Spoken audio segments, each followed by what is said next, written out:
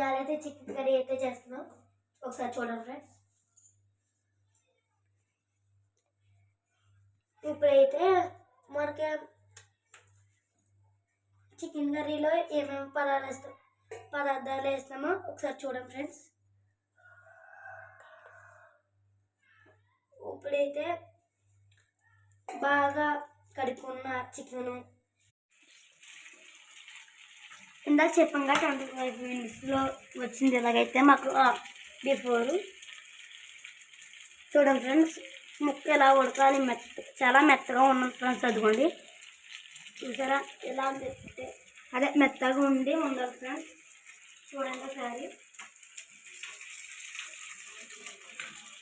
మర్చిపో friends, like అయితే, subscribe అయితే, కామెంట్ అయితే చేసుకోండి ఫ్రెండ్స్. అసలు ముఖ్యం.